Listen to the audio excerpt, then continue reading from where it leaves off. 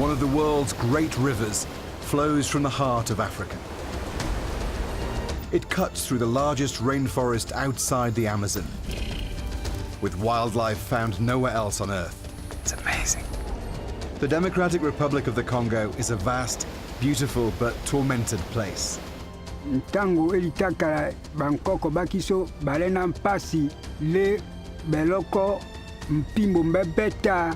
This country is rich, but its people are among the world's poorest. For centuries, its resources have been plundered and it's been ravaged by war. From here, you cannot find anybody.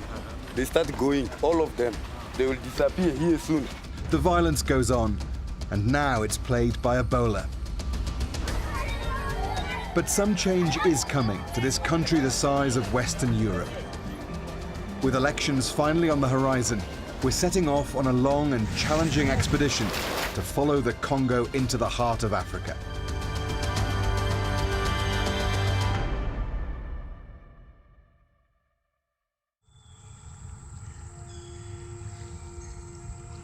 From the Atlantic Ocean to the heart of the continent, the Congo has always been a place of fear and mystery. The mouth of the river is lined with ancient mangrove swamps. It's an eerie and mysterious start to an epic adventure.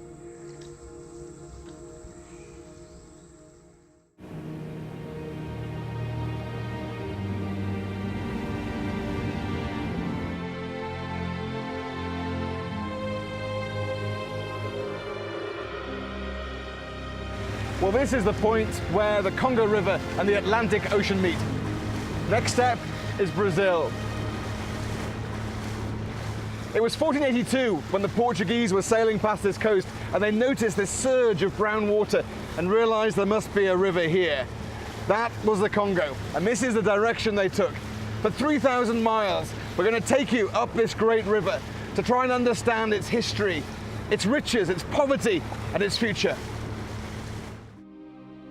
From the Atlantic Ocean, we'll follow the river to its furthest reaches, navigating round its powerful rapids and through its chaotic capital city, Kinshasa, as it arcs up north and then south, twice crossing the equator.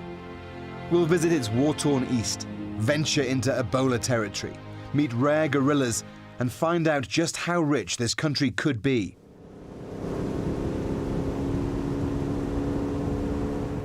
As they sailed up this first stretch of river, the Portuguese must have dreamed of the great riches that lay ahead.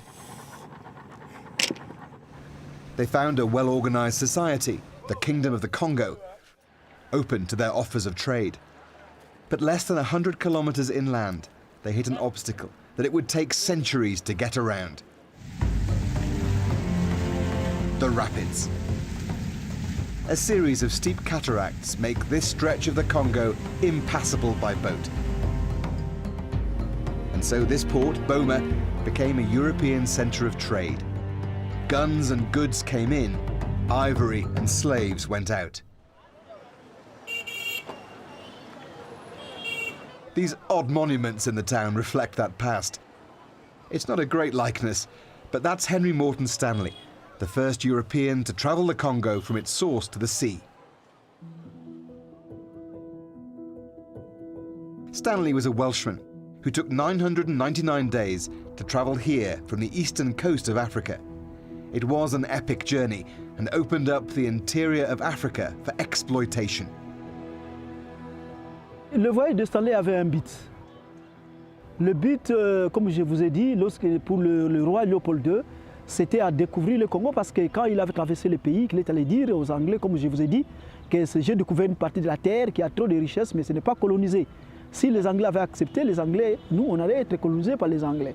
Mais après tout, on lui a demandé d'aller voir le roi Léopold II qui avait des possibilités, et celui-là s'est intéressé du Congo. The Belgian king was looking for his own colony.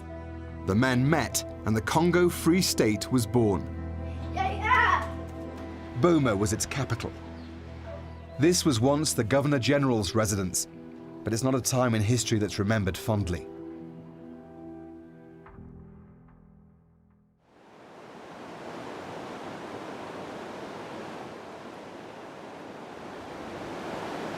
The powerful rapids that had been the obstacle for so long remain impassable today. But they've also provided great opportunity for hydroelectric power. There are few places on the planet where rivers run as fast and as hard as the Congo does here as it approaches the sea. A hydroelectric power station built here could provide electricity for the whole of Africa. It would produce twice as much power as any other hydro plant on Earth.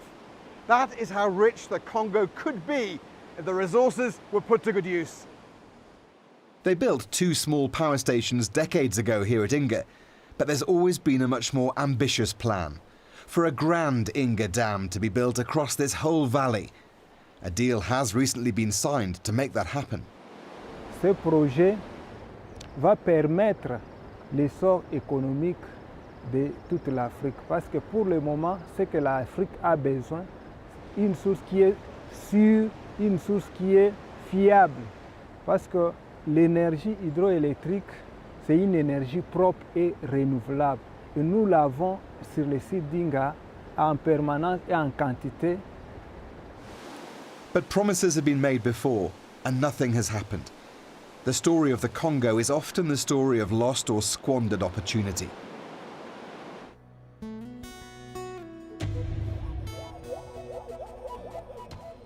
To get around the rapids means we need another form of transport.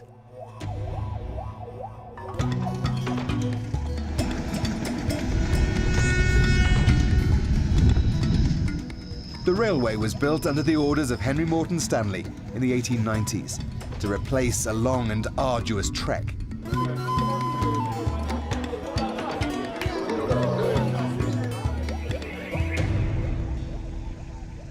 Around that time, Joseph Conrad walked the route to become a steamboat captain upriver. His diary became The Heart of Darkness, a novel whose title created a stereotype that still haunts the DRC today.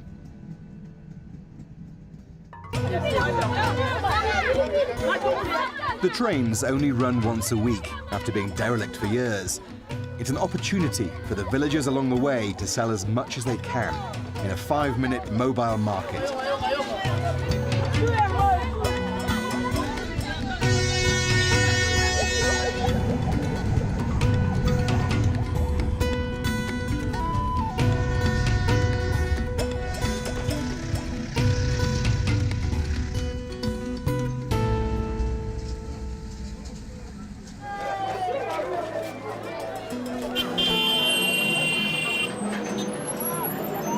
Kinshasa, the Democratic Republic of the Congo's crazy, chaotic capital. Joseph Kabila has been president since 2001, but 2 years after delayed elections, he's standing down. Kinshasa is one of Africa's biggest and fastest growing cities. It's big and brash and bossy.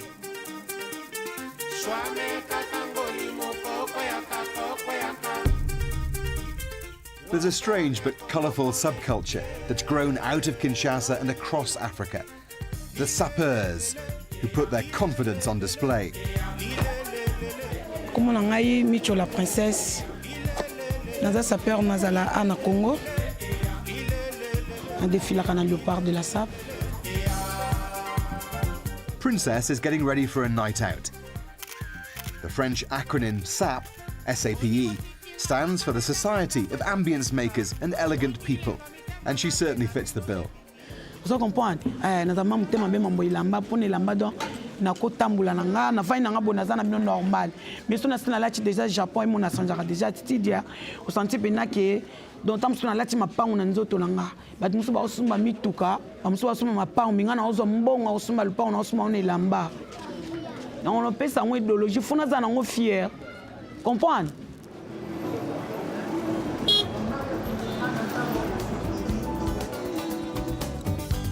SAP goes back to the 1920s, but it was the 60s, after independence, when it came into its own.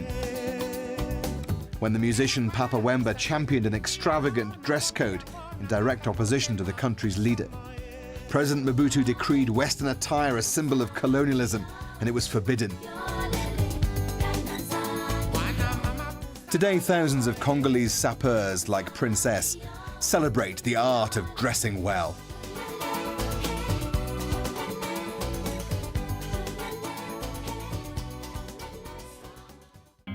From here in Kinshasa, the rapids end and boats can travel the river again. And so begins our long arc up to the equator and to Bandaka to explore life on the river at the first major port.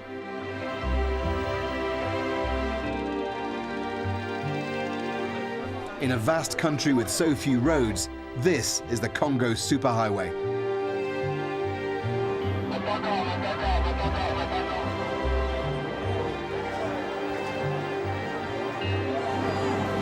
Well, this is how people get around a country the size of Western Europe with very little infrastructure connecting it. When there's a huge river, they go by barge. These go all the way from Kinshasa right through to Kisangani, hundreds of miles with many, many stops along the way.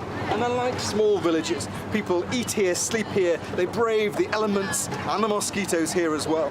And there used to be many, many more of these decades ago. The journey this far has already taken 2 weeks, and there's at least another week to go. They've been delayed here days by a dispute over unpaid duty on some of the cargo. Bureaucracy and the corruption that comes with it is a blight across the DRC. As long as you've got money, everything's fine.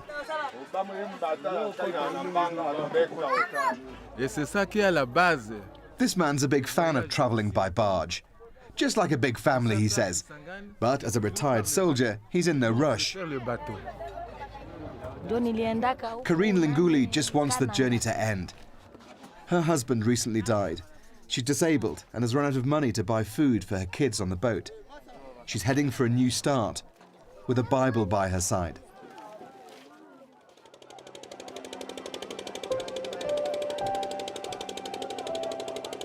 During the Belgian colonial times, this river really was a highway. Among the traffic were luxury steamboats. The remains now lie rusting along the banks. The workshop's quiet. In many ways, the Congo has gone back in time.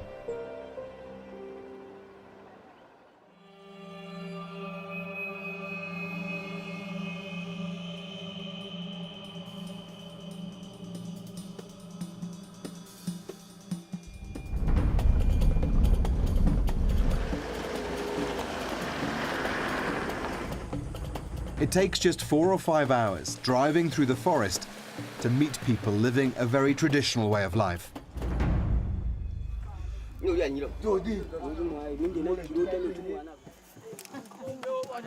This is Boyanga village.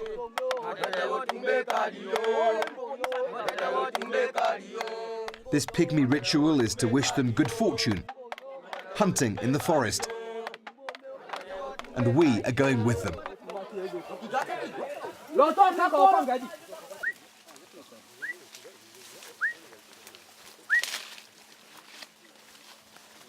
They're looking for wildlife and useful plants along the way.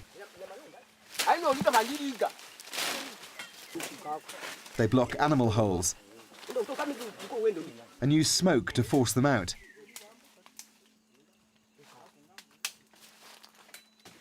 It's the way they've always hunted. But a century ago, King Leopold discovered there was something in the forest worth a huge amount of money. Rubber. This white sap from the wild rubber vines could be collected and made into tires for bicycles and then cars. But before rubber plantations industrialized the process, this was the only source, deep in the forest. And so the pygmies were made to collect it. Ntango elitakala bankoko bakiso balena mpasi le beloko mpimbo mbebeta nkakanga donc mbloka nkomo epenyanya bon tofo le zéro tofo sale mpe rien to yala nko mpimpita bekpa bi tofo ate bekpa yanko bimpita déjà il y a le penyanya nkomo jamais. Le couteau caille, donc au coup si tu allais prison, mais quand même du au volé, donc aucun n'a pas au coup seconde au coup soit même l'anjo. The feared whip was called a chikot and made from dried hippo hide. But an even more brutal punishment was common. Some of those who didn't collect enough rubber had their hands cut off. Up to 10 million people died under the regime of King Leopold II. And early photographs of atrocities led to the world's first international human rights campaign. It hastened the end of King Leopold's rule, but his personal colony, which had made him rich, was handed over to Belgium in 1908, only for exploitation and brutality to continue. It was the Belgian Congo until 1960, even though there was little free about it for the Congolese. With independence came retribution and a great white flight from the country. Many Belgians left. The Congolese were handed a place rich with natural resources, but without the knowledge and training to use them. Such was the colonial style that few people were qualified doctors, academics, or tested leaders. The country was cast adrift.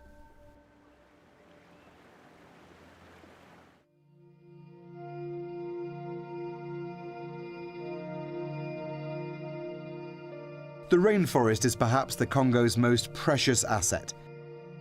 The largest outside the Amazon and a valuable sink for the carbon dioxide that's warming our planet. But demand for charcoal means it's going up in smoke.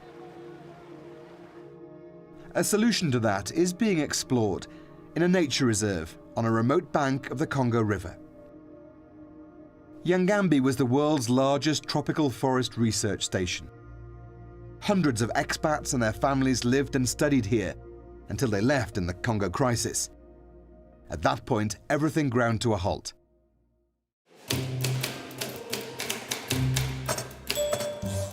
Yangambi is home to a remarkable collection of plants going back nearly a century. The Congolese workers stayed on without pay and protected the precious archives. Today, they're being restored. On coupe une portion de l'arbre au niveau de la forêt et on l'amène d'abord au niveau du chauffage. Et donc, ça quitte le chauffage, on monte donc sur une farde comme ça. There are more than 150,000 samples in the herbarium, which is being restored and rejuvenated, as it still has scientific value today for climate change research.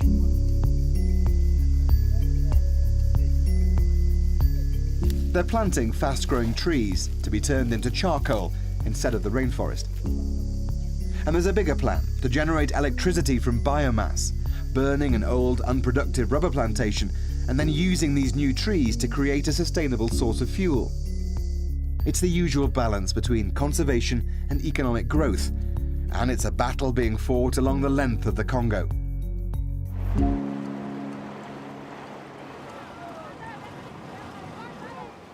So when the river pilot Joseph Conrad travelled this stretch of the Congo a century ago, one of his biggest worries was stranding his steamship on a sandbank. Ah, the lessons of history. We get the chance to stand in the middle of the Congo River. We got stuck. We just keep going into different sandbanks. We've all managed to get it going again, so we're back in business. History has a habit of repeating itself in the Congo.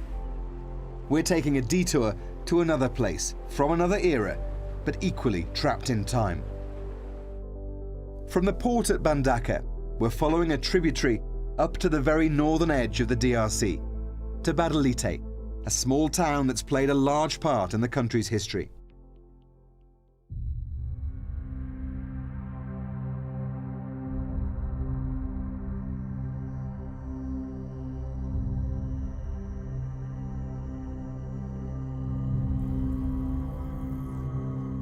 This strangely haunting place was the home of the man who ruled the Congo for more than 30 years. A dictator who renamed the country Zaire, President Mobutu Sese Seko. Welcome to what's left of his jungle palace. In its day, this was the height of opulence.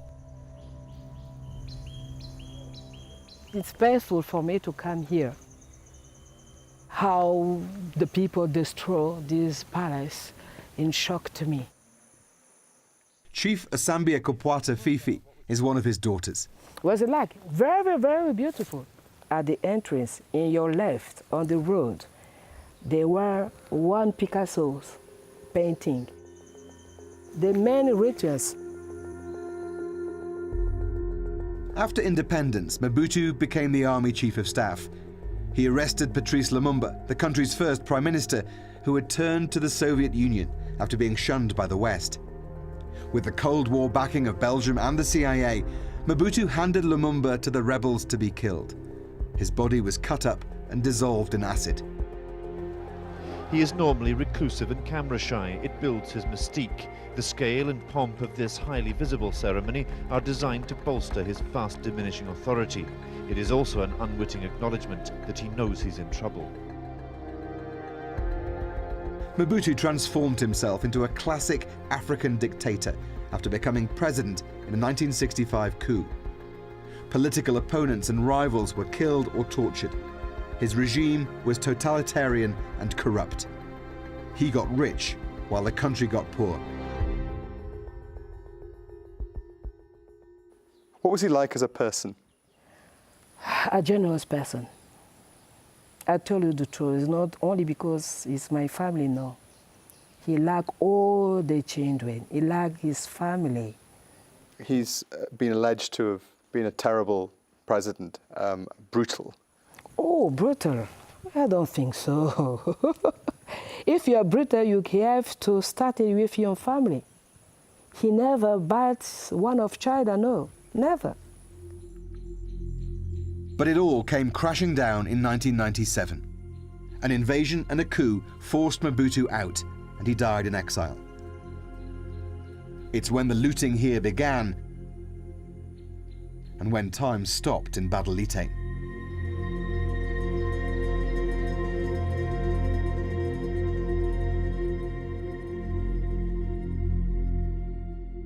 This international airport was built in the middle of a jungle. It was a vanity project. That was a plush VIP reception area. This, a huge terminal. Concorde landed here, bringing in luxury goods like pink champagne for then-President Mobutu. Today, it's just a shell. The money just dried up. This distant town on the edge of the country owed its privileged position to one man, and he'd gone.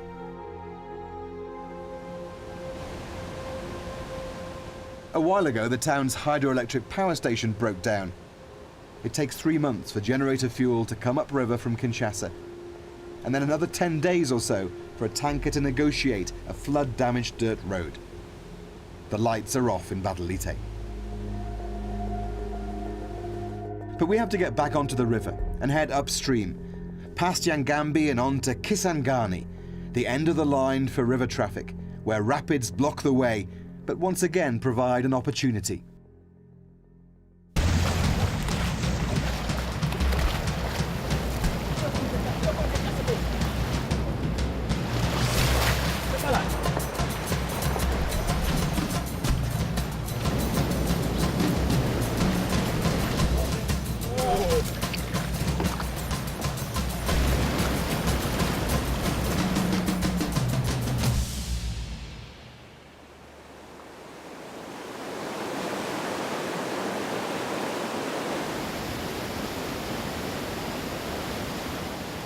The Wagania fishermen use the white water to help them with their catch. From an early age, they learn how to use the deadly currents to check their nets, secure their ropes, and survive the raging rapids.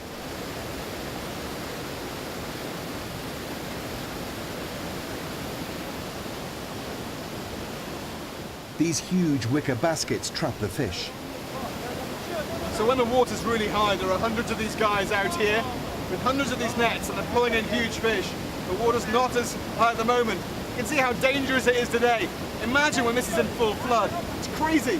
They're brought up from little kids to do this, and they do it very skillfully.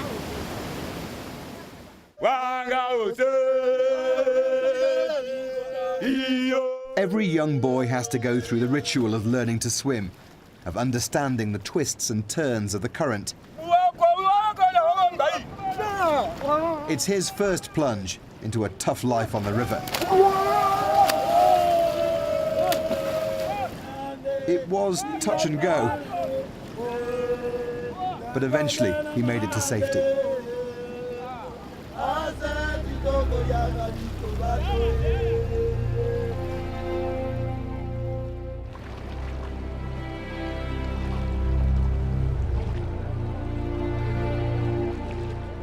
From here, the main river channel turns south, but we are going to keep going. The worst affected part of the country is the east, far from the capital and close to neighbouring Rwanda and Uganda, and their designs on the mineral wealth this side of the Congo. And we're starting in Goma before heading even further into trouble.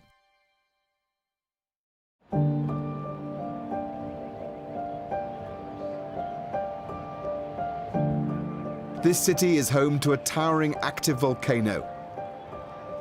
This region is the epicenter of wars which have raged for the past 2 decades. Millions of people died in the fighting and in the humanitarian crisis that followed. Scores of armed groups are still active in this region today.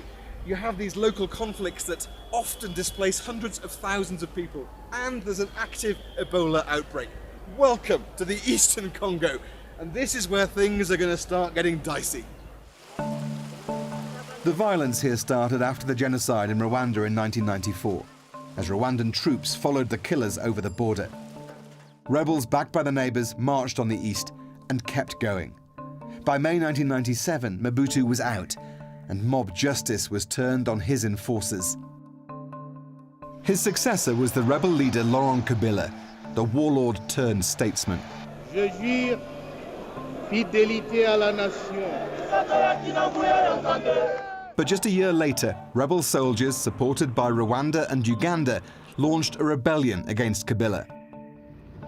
Swift regional diplomacy and the offer of mining rights brought him Zimbabwean, Angolan and Namibian support to drive out the Rwandan-backed forces. It turned one country's crisis into a regional war. Over the years, millions died. Millions more were forced from burned homes. Despite a peace deal, militants splintered and spread. After his father's assassination in 2001, Joseph Kabila took over as president. The violence continues today.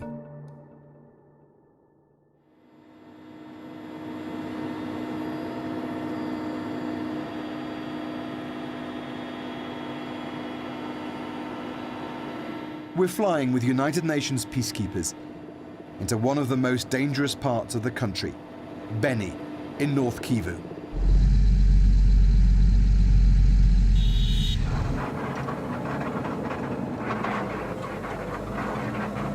You're on patrol with us, with the United Nations forces here, going out into quite a dangerous area. There's Ebola nearby, and also there is a very strong militant group here that in the last few days has killed probably dozens of civilians. The group is called the ADF. They're a group that have been around 20 years, and they're living in the forests. There's huge impenetrable forests just to the east of this area.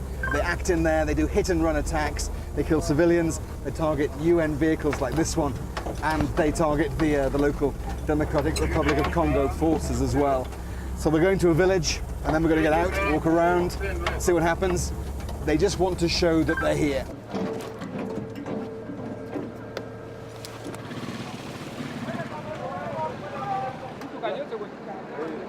First of all, the UN Malawian troops chat to the locals, just to get an idea of what's going on, if it's dangerous or not, and to show their presence in the area.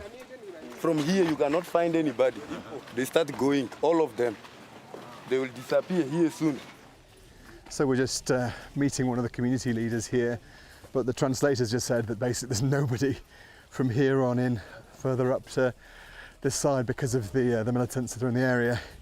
It's also weird because the kids around here normally would go hi there and shake hands. Can't touch anybody. We've been given very strict instructions. Don't touch anybody because of the risk of Ebola in this area. The UN isn't popular here. People are suspicious of soldiers, particularly from Western countries. They are wondering, how can the enemy cross all of this bush and reach the town and start killing people just there at the town? So for them, they are feeling bad because they have suffered a lot. It's best not to hang around too long. After a short patrol around the town, it was straight back to base. It's hard to get much done when safety is such an issue, and they're only on the ground for a short period of time.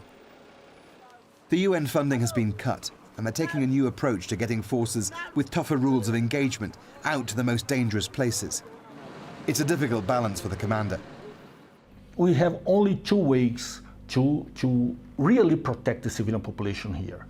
Is to be able to deploy preventively, to arrive in the villages, the area on the civilians are, before the armed groups, is one.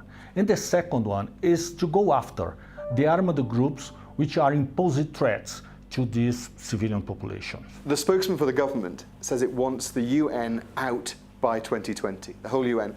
What would happen if you left? I believe that UN is making the difference here, because the state is not present in many areas of this country. There are remote areas here where we don't see the presence of the state. So if we left the area, I believe that the situation, based on the current environment, the situation could worsen very quickly. The situation here is already worsening, with increased attacks and the spread of Ebola across this part of the country. Much of the eastern Congo is in a state of conflict and instability.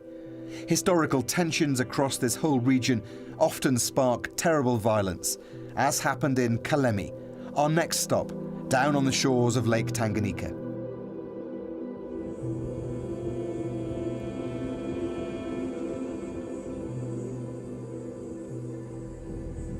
When situations worsen in the DRC, this is what happens. People get forced from their homes into camps. 2 years ago, a row over sharing a bowl of forest caterpillars sparked violent clashes between pygmies and other ethnic groups. Inflamed by the politicians, it displaced 750,000 people.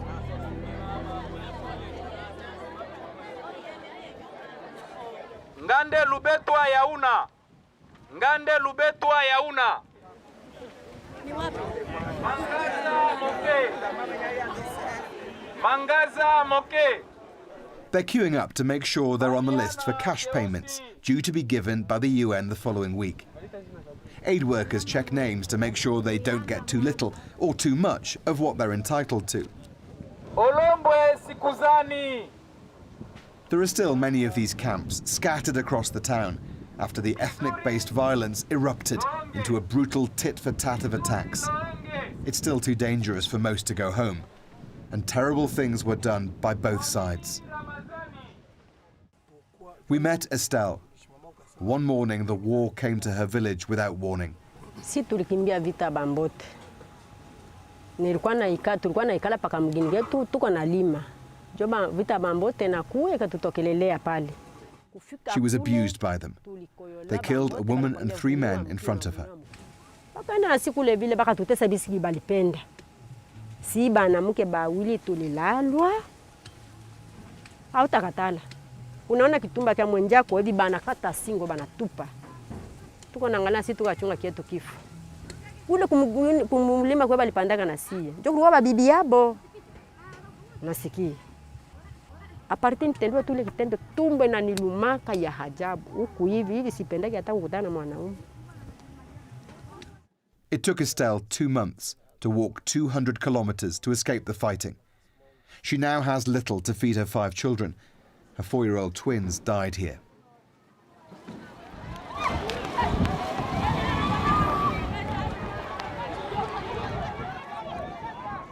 These hillsides are dry and exposed. The wind can whip up a small fire in no time, and there's little water to spare. It's not surprising people panic. A nearby camp was recently burnt to the ground. Life is tense and desperate. Everyone's on edge, just about surviving. But the slightest thing can spark a fight. This was over those burnt possessions. Across this country, there are 14 million people who need aid just to stay alive. 5 million people have been driven from their homes by fighting. We could have gone to so many places, but we've come here where hundreds of thousands of people have been forced from their villages to live in these kinds of camps or in local communities. They've been attacked and targeted in an ethnic fight, treated brutally and sadistically. There are scores of armed groups across this country. It's usually about strong men wanting more power, but it's also about a government that doesn't have control in these places. That has always been the story of the Congo. It was built that way. Violence and suffering is burnt into its DNA. So much so that it's sometimes hard to see beyond. But in a young, vibrant and beautiful country, there is hope. Travelling towards the furthest reaches of the river, we're going to explore the rich mining regions of Katanga. But first, we're going back into the forest in search of something truly unique in Kahuzi-Biega National Park. It's home to a critically endangered species, the eastern lowland gorillas.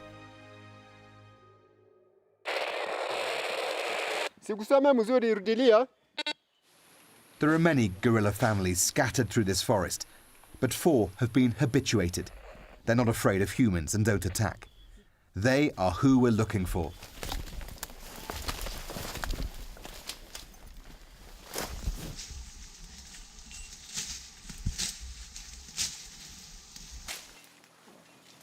There is bamboo shoot here. It's the time of year when the gorillas feed on bamboo. We're following the mess they leave behind. They've been here. It's 10 minutes here. Really? Yes, 10 minutes? 10 minutes here ago they've been here.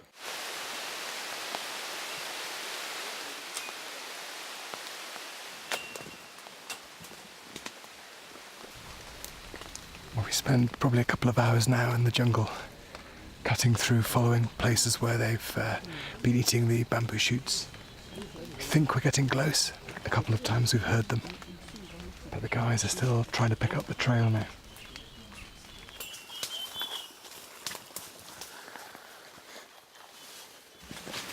It's through here.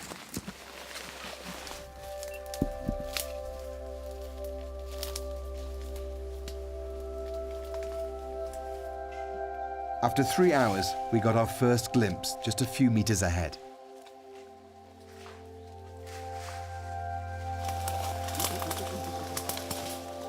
There's another one as well.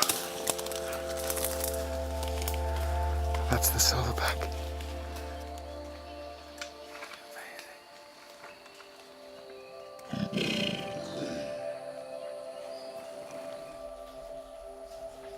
The young ones caught us by surprise, coming so close.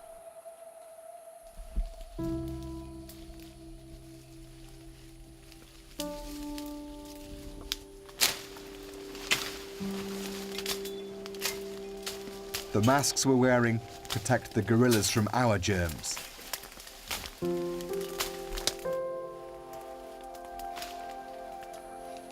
It's amazing. There are probably fewer than 5,000 eastern lowland gorillas left in a fraction of the land they used to inhabit.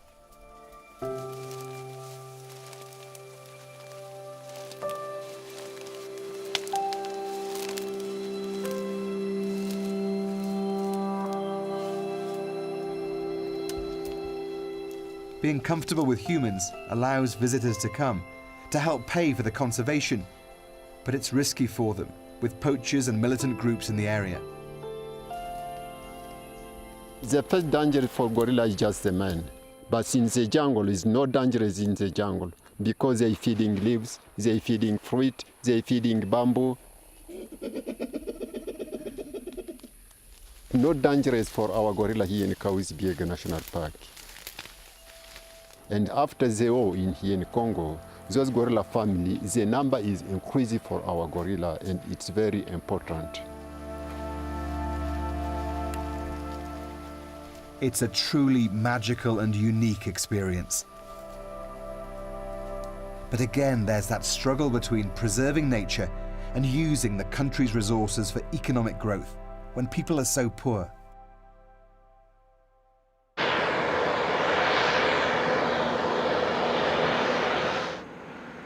The Congo's mineral wealth is a freak of nature. Its earth is packed with metal ores like copper, coltan and cobalt, gold, diamonds, uranium, with vast seams in this part of Africa.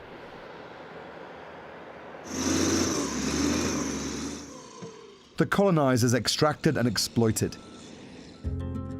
Many bullets fired in the First World War came from Congolese metal, and the uranium for the bombs that ended the Second came from here.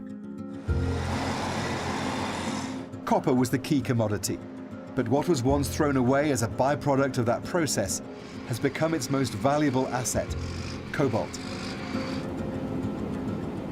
Cobalt was worth nothing until it became a key ingredient in electric car batteries. 60% of the world's supply is found in this part of the Congo. Once the ore has been broken up, it's a chemical refining process. Sulfuric acid in these huge vats leaches out different metals. It burns your nose and throat. Electrolysis transforms the liquid into sheets of copper, as the cobalt heads elsewhere to be dried and packed.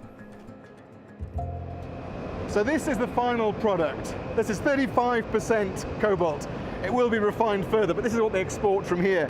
You can see the green color. This is basically what goes into your electric car battery, stops it from catching fire. This has doubled in price in the last couple of years. That's how much in demand it is.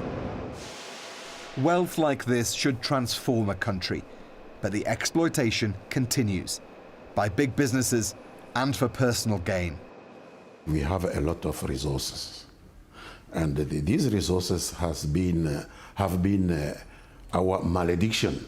But at the same moment, these resources, if we can really manage them very well and stop people to be there just to loot without transforming, at least partially here, we can make it. Is it corruption that's eaten away at the wealth of this country? Yes, corruption is one of challenges among which we have to deal with. And the corruption also is a bad habit we have inherited when we got independence. The bad habits have to be fought, and it is one of our main program. We can't say that we have won, but still we are trying really to finish it, because we can't maintain being a very rich country with a very poor people. This can't be accepted at all.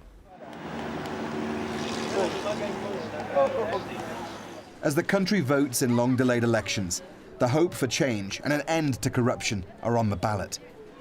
But there's fear the process won't be free or fair.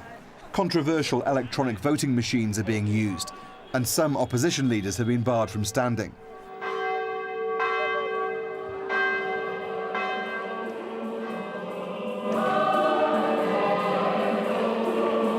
For a long time now, a strong voice of opposition has come from the pews of the Catholic Church, as peaceful protests have been met with violence. Many critics have been forced underground, which is why we had to secretly meet a couple of young activists from a group called Lucha, or Struggle for Change. Le 3 septembre, j'avais été torturé. Ghislain Mahiwa was jailed for 6 months for leading illegal protests. He says he was recently beaten so badly, he spent 3 days in hospital. Nous sommes aujourd'hui en train de nous battre d'abord pour qu'il y ait une alternance démocratique au Congo et qui doit passer par de bonnes élections, des élections où il n'y a pas d'exclusion, des élections où il y a la sécurité, mais des élections avec un fichier fiable, parce que le fichier que nous avons aujourd'hui, ce n'est pas un fichier fiable. Il a 16% des électeurs fictifs.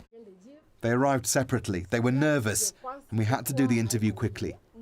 It's dangerous here to speak as openly as this. Et nous exigeons la paix en RDC, partout dans nos villes, dans nos communes, dans nos périphéries, dans nos villages, parce que ce que nous voyons aujourd'hui, à cause de la guerre, il y a des femmes qui sont violées chaque jour. Nous enregistrons de femmes qui sont violées. Il y a les enfants qui sont enrôlés dans des groupes armés.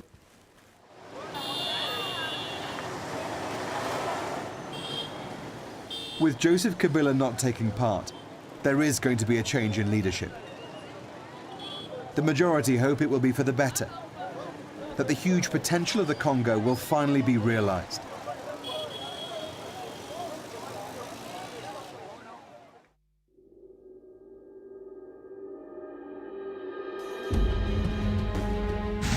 This journey up the Congo River has shown us just how beautiful and how huge a country this is. How rich it is in so many ways. History has been cruel to the Democratic Republic of the Congo, exploited by the early European explorers, by Belgium and its cruel king, and then through the last 6 decades of greedy Congolese leadership and war. But its river could power Africa. Its minerals could lift the nation from poverty. Its young people could transform it into the glittering, beating heart of Africa, rather than that of its dark and stereotypical image. If you'd like to take an even more immersive journey up the Congo River in virtual reality, visit bbc.com/virtual reality to find out how.